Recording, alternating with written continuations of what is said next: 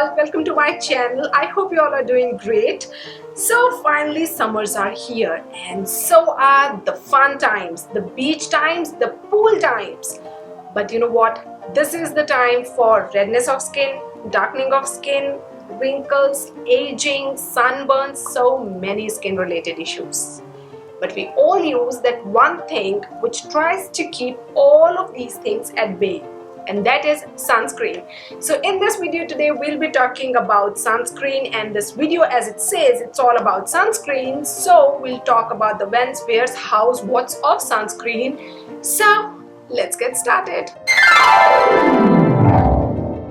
So first thing first, what is a sunscreen? Whether you call it sun cream, sun lotion, sunblock, sun spray, it is a product that reflects or absorbs the harmful UV radiation coming from the sun. Now, what is ultraviolet radiation or the UV radiation? Well, basically it's of two types. One, the UVA, and second, the UVB. Now, what is the difference between the two?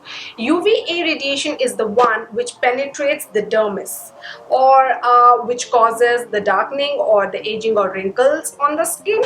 UVB is the one which is more dangerous because it causes sunburn and skin cancer. There is one more difference. UVA can penetrate the glass, so which means if you are sitting in the car in the sun, your skin will get dark. But UVB rays, yes, they are more dangerous, but they cannot penetrate the glass.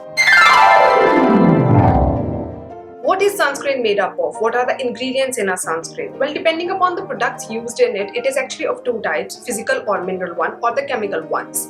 Physical or mineral, as the name says, it has more mineral, natural minerals in it, like titanium dioxide and zinc oxide, whereas the chemical ones have synthetic products in them.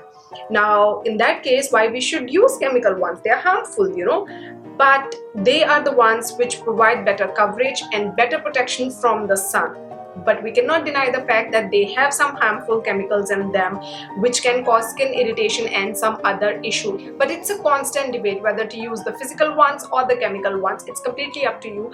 But one more option is available where the sunscreen is having more natural ingredients like some essential oils, sunflower oil, jojoba oil, vitamin E, beeswax, and all these products in them. So you have all these options open for you as well. So it's completely up to you which sunscreen you want to use.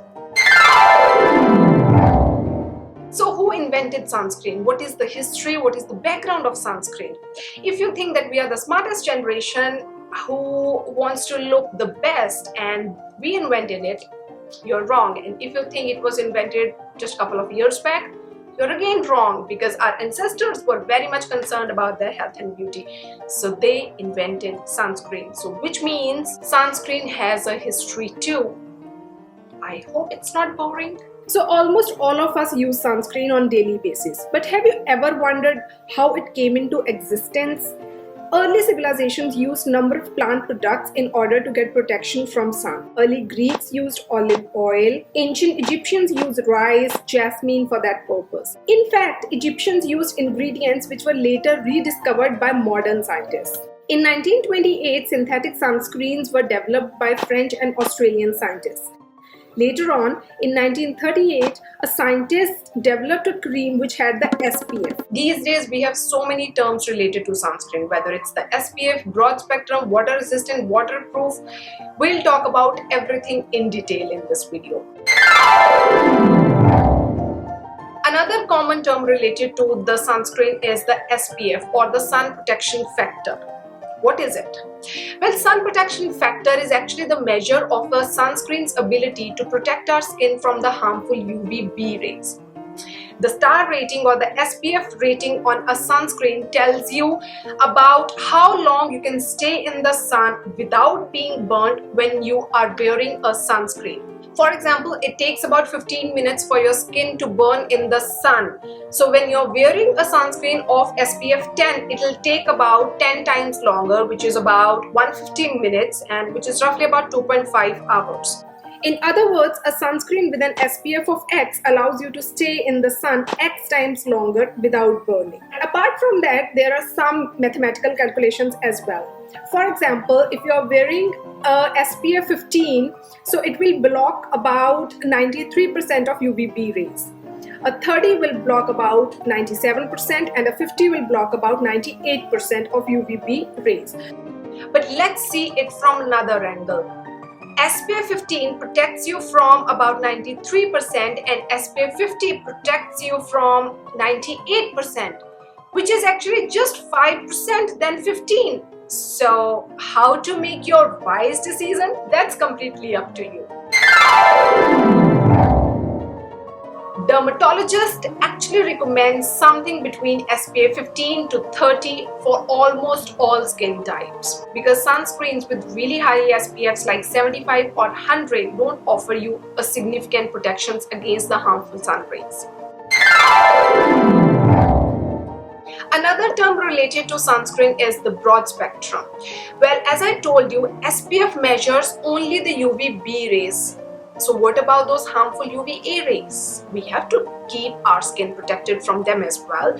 So you have to go for the sunscreen which says it is broad spectrum, which means that the sunscreen will protect your skin from both UVA and UVB rays. So either they have the broad spectrum written on the tube, or they have both UVA and UVB rays. Always go for it.